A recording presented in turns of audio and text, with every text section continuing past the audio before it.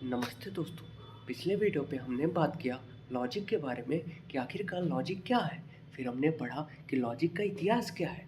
उसके बाद हमने देखा कि कंप्यूटर के अंदर अगर हमें लॉजिक बिल्ड करना है तो हम कैसे कर सकते हैं, क्या क्या प्रॉब्लम्स आई। तो हमने देखा कि कंप्यूटर हमारी नेटिव लैंग्वेज को बहुत आसानी से नहीं समझ पा रहा है, जैसे कि इंग्लिश और हिंदी। तो उसके लिए हमने एक नई लैंग्वेज को डिस्क्राइब किया जिसे हमने ऑब्जेक्ट लैंग्वेज कहा।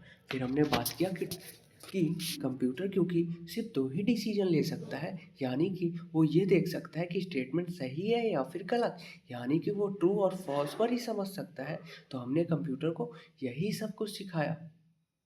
पर इसे सिखाने के लिए हमने कंप्यूटर को ऐसे स्टेटमेंट दिए जो कि दो तरह के नेचर रखे, या तो वो स्टेटमेंट ट्रू हो या फिर फॉल्स हो। मतलब स्टेटमेंट या तो डिक्लेरेटिव हो या तो फैक्ट हो कोई, जहाँ जिससे हम बता सकें कि सही है या फिर गलत है। कंप्यूटर ना तो एक कमांड को समझता है और ना ही क्वेश्चन जैसे स्टेटमेंट में डिसीजन ले सकता है। और सिर्फ फैक्ट और डिक्लेरेटिव सेंटेंस को ही का ही डिसीजन ले सकता है। फिर हमने पढ़ा कि जो हमारा सबसे छोटा स्टेटमेंट होगा जो हम कंप्यूटर को देंगे और कंप्यूटर डिसीजन लेगा कि यह ट्रू है या फॉल्स, उस छोटे से स्टेटमेंट को हमने लॉजिक के अंदर प्रपोजिशन के नाम से बताया है। फिर हमने पढ़ा कि प्रपोजिशन को भी डिफाइन किया दो तरह से होते हैं। जो सबसे छोटा प्रपोजिशन होता है जहाँ पे सिर्फ और सिर्फ हमें डिसीजन लेना पड़ता है कि ट्रू और फॉल्स, जिसकी सिर्फ और सिर्फ दो वैल्यू होती है, ट्रू फॉल्स, उसे हमने एटॉमिक प्रपोजिशन का। फिर हमने ये पिछले ही वीडियो में एक चीज़ पढ़ी कि आखिरकार हम ये छोटे छोटे जो हमारे एटॉमिक प्रपोजिशन है उनको आपस में कनेक्ट करके हम एक बहुत बड़ा सा प्रपोजिशन बना सकते हैं। और उस प्रपोजिशन की जो वैल्यू है, यानी कि ट्रूथ वैल्यू है, वो डिपेंड करती है कि जो हमारे छोटे छोटे प्रोपोजिशन है उनकी ट्रूथ वैल्यू क्या है। यहाँ पे दोस्तों ट्रूथ वैल्यू का मतलब ये नहीं है कि हम ट्रूथ की बात करें यानी कि सिर्फ ट्रू ही होगी। ट्रूथ वैल्यू का मतलब है कि वो स्टेटमेंट दोनों ही वैल्यू ले सकता है, यानी कि ट्रू या फॉल्स। पर हम श्योर रहेंगे, यानी कि हमें ये ट्रूथली रहेगी, हमें ये श्योरिटी रहेगी कि वो वैल्यू कोई ना कोई एक वैल्यू लेगा, या तो ट्रू होगा या फिर फॉल्स होगा। इसीलिए हम कहते हैं ट्रूथ वैल्यू। फिर हमने बात किया कि हम कैसे दो या दो से अधिक प्रोपोजिशन को ऐड करेंगे, कनेक्ट करेंगे और नए प्रोपोजिशन बनाएंगे। तो किसकी मदद से ऐड करेंगे? तो दोस्तों हम ऐड करेंगे कनेक्टिव्स की मदद से, जिन्हें हम लॉजिकल कनेक्टिव्स कहते हैं। तो लॉजिकल कनेक्टिव्स एक तरह के सिंबल हैं, या फिर हम कहें तो एक तरह के वर्ड हैं, जो कि दो या दो से अधिक एटॉमिक प्रोपोजिशन को ऐड करके मॉलिक्यूलर कंपोजिशन बनाने में हमारी मदद करते हैं। और जो हमारा जो कॉम्प्लेक्स या मॉलिक्यूलर प्रोपोजिशन बना है उसकी ट्रुथ वैल्यू डिपेंड करती है जो हमारे प्रोपोजिशन इस्तेमाल हुए हैं मॉलिक्यूलर प्रोपोजिशन बनाने के लिए। अब बात करते हैं दोस्तों कि कितने तरह के कनेक्टिव्स होते हैं, कितने तरह के लॉजिकल कनेक्टिव्स होते हैं। तो हमारा सबसे पहला कनेक्टिव्स है एंड, जिसको हम लॉजिक के टर्म में डिसजंक्शन भी कहते हैं। दोस्तों इसे हम इन्वर्टेड पी की मदद से रिप्रेजेंट करते हैं।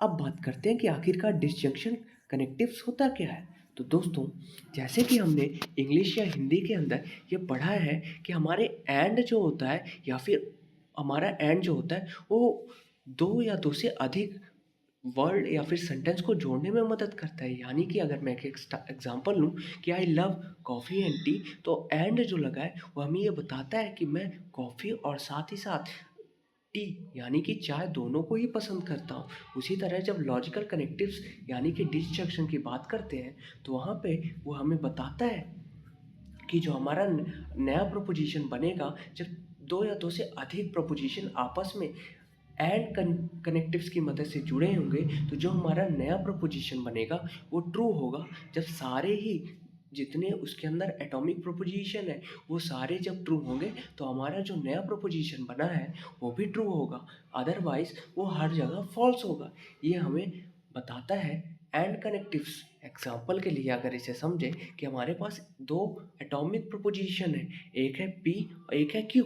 तो जो इसका कंजक्शन होगा उसे हम रिप्रेजेंट करेंगे पी इन्वर्टेड क्यू की मदद से। और पी इन्वर्टेड क्यू ये प्रोपोजिशन तब ट्रू होगा जब पी और क्यू दोनों ही ट्रू होंगे, अदरवाइज ये कंजक्शन यानी कि ये प्रोपोजिशन फॉल्स होगा। इसे एग्जाम्पल से समझे तो मान लेते हैं हमारे पास एक स्टेटमेंट है, एक प्रपोजिशन है P, जो कि है कि इट इज़ अ सनी, और दूसरा हमारे पास प्रपोजिशन है Q, it is a warm. तो हमारा जो नया प्रपोजिशन बनेगा, यानी कि जो मॉलिक्यूलर प्रपोजिशन बनेगा P डिसजंक्शन Q, वो हो जाएगा it is a Sunny and it is a warm. और इसकी अब हम ट्रुथ वैल्यू के बारे में बात करते हैं। तो यहाँ पे देखिए दोस्तों, हमने एंड की मदद से दो स्टेटमेंट यानी कि दो प्रपोजिशन को ऐड कर दिया और एक नया प्रपोजिशन बना सीख दिया। तो ये जो नया प्रपोजिशन बना है हमारा डिसजंक्शन का, उसके ट्रुथ वैल्यू की बात करते हैं कि तो ट्रुथ वैल्यू के लिए हमने पहले P की वैल्यू लिखी। तो P हमारा या तो ट्रू हो सकता है या तो फॉल्स हो सकता है। वहीं हमारे Q के पास भी दो पॉसिबल वैल्यू हैं, या तो ट्रू हो सकता है या तो फॉल्स हो सकता है। अब बात करते हैं कि अगर हमारा प्रपोजिशन P ट्रू है और Q भी ट्रू है, तो हमारा न्यू प्रपोजिशन जो बनेगा P डिसजंक्शन Q, वो भी हमारा ट्रू होगा। दूसरा केस है कि अगर हमारा P प्रपोजिशन ट्रू होता है लेकिन Q हमारा फॉल्स है, तो उस केस में हमारा प्रपोजिशन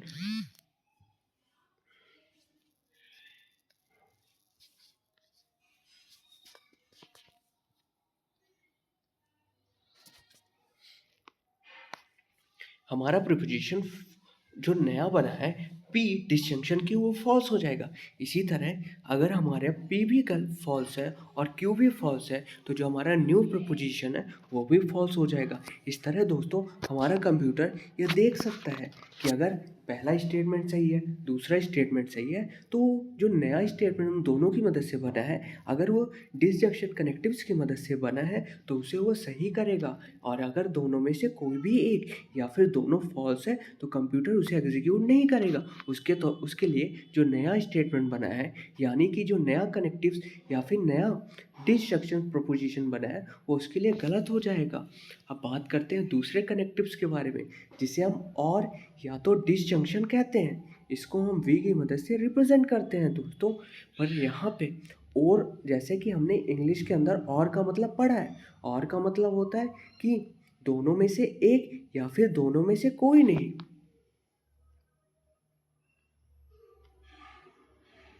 या फिर दोनों ही।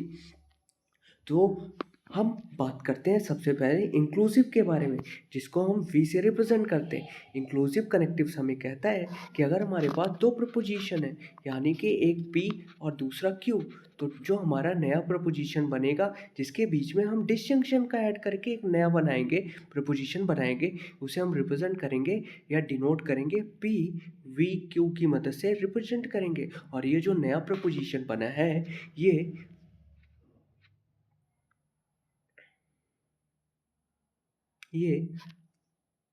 ये फॉल्स होगा जब हमारा P और Q फॉल्स होगा, अदरवाइज वो हर जगह ट्रू होगा। एग्जाम्पल के लिए कि अगर मेरे पास एक स्टेटमेंट है P कि आई विल ईट पिज्ज़ा, और दूसरा स्टेटमेंट है Q, I will eat burger. तो दोस्तों जो नया प्रपोजिशन बनेगा, हम कनेक्टिव और का इस्तेमाल करके पी वी क्यू, जो कि होगा आई विल ईट पिज्ज़ा और बर्गर, यानी कि मैं पिज्ज़ा या फिर बर्गर में से एक खाऊंगा या फिर दोनों ही खाऊंगा। तो ये ट्रू होगा जब ये फॉल्स सिर्फ एक कंडीशन में होगा, जब दोनों ही फॉल्स होंगे, अदरवाइज ये ट्रू होगा। एग्जाम्पल के लिए अगर मेरा P स्टेटमेंट ट्रू है और Q भी ट्रू है, तो P कंजक्शन Q हमारा सही होगा। वहीं पे अगर P सही है Q गलत है, तब भी हमारा P कंजक्शन Q सही होगा।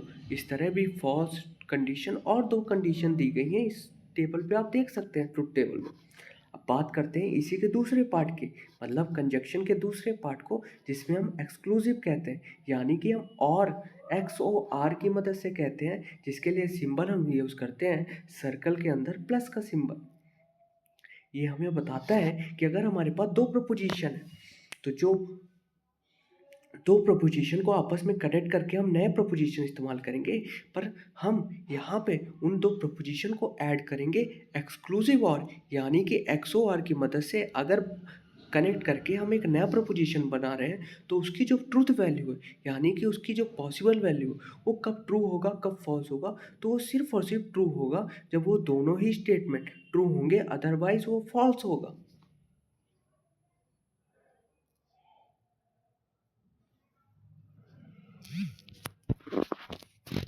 आई लगता है गलत बोल दिया।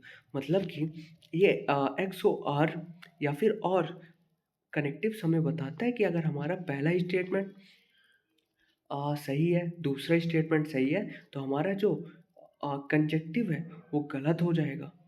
और अगर उनमें से दोनों में से एक ही सही है, तो उस केस में हमारा कनेक्टिव्स जो होगा वो ट्रुथ वैल्यू होगा, मतलब वो सही होगा। यहाँ पे एक्सक्लूसिव का मतलब है कि हमने जो और में कंडीशन होती है कि या तो दोनों में से एक या फिर दोनों, तो जब हम दोनों लेंगे उस केस में हम इंक्लूसिव की बात कर रहे हैं। और जब हम दोनों में से सिर्फ एक का लेंगे, मतलब दोनों का नहीं कंसीडर करेंगे, तब हम एक्सक्लूसिव की बात कर रहे हैं। तो एक्सक्लूसिव के केस में हम XOR कहते हैं, और इंक्लूसिव के केस में हम बात करते हैं वी से रिप्रेजेंट करते हैं। अब बात करते हैं तीसरे कनेक्टिव्स के बारे में, जो कि है नॉट।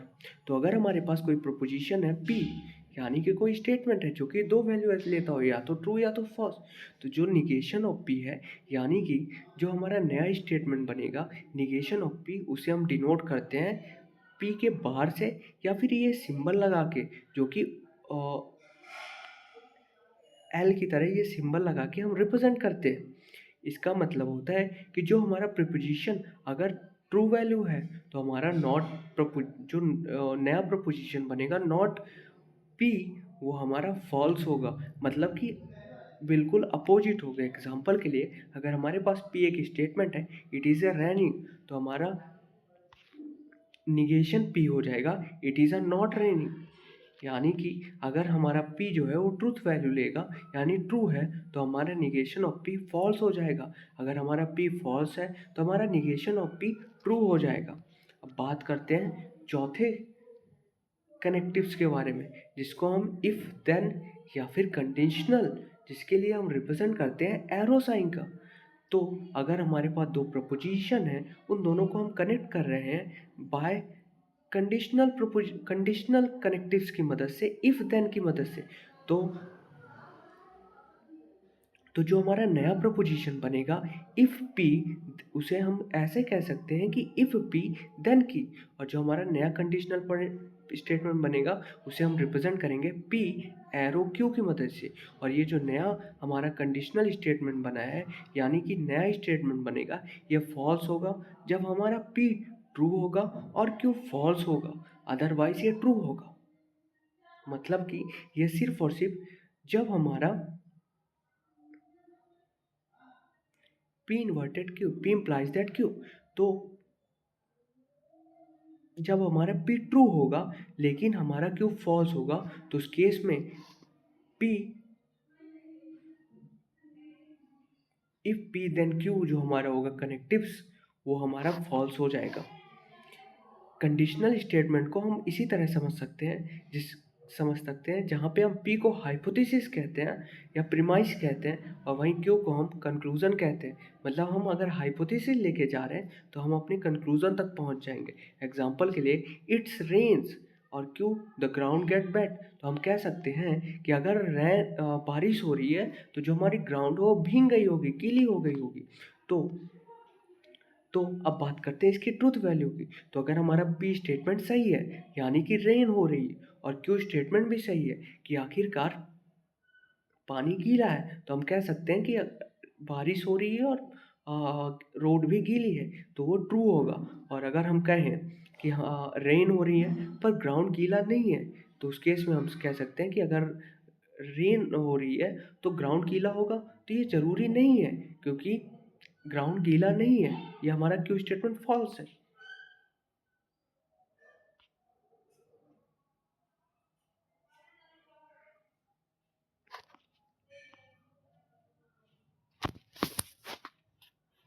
फिर ऐसे ही दोस्तों हमारे पास चौथा हमारा कनेक्टिव्स है, जो कि है इफ़ एंड ओनली इफ़, जिसे हम बाई कंडीशनल कहते हैं। ये कनेक्टिव्स का अगर हम इस्तेमाल करेंगे दो या दो से अधिक प्रपोजिशन को आपस में जोड़ने के लिए, तो इसके लिए हम रिप्रेजेंट करते हैं इन डबल एरो का इस्तेमाल करके रिप्रेजेंट करते हैं।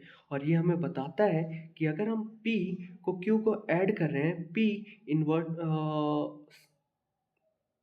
Implies that, double implies that Q, तो इसका मतलब होता है P if and only if Q.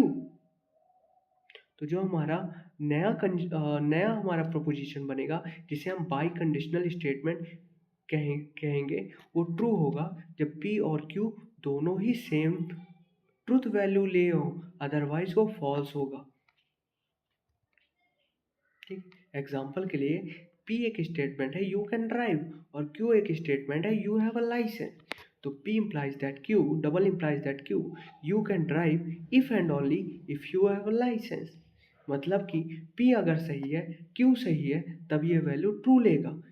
P अगर सही है और Q गलत है तो ये फॉल्स होगा। P अगर गलत है, Q सही है तो भी ये फॉल्स लेगा। P सही है, P गलत है, Q गलत है तो ये वैल्यू ट्रू होगी। यानी कि जब दोनों ही वैल्यू सेम वैल्यू या सेम ट्रूथ वैल्यू असाइन करेंगे, उस केस में जो हमारा नया प्रपोजिशन बनेगा जो कि बाई कंडीशनल की मदद से, बाई कंडीशनल कनेक्टिव्स की मदद से जुड़ा होगा, वो उसकी ट्रूथ वैल्यू जब दोनों स्टेटमेंट सही होंगे तो सही होगा, दोनों स्टेटमेंट गलत होंगे तो भी सही होगा। अगर उनमें से कोई एक भी गलत या सही हुआ तो हमारा फॉल्स वैल्यू देगा हमारा जो ये कनेक्टिव्स है।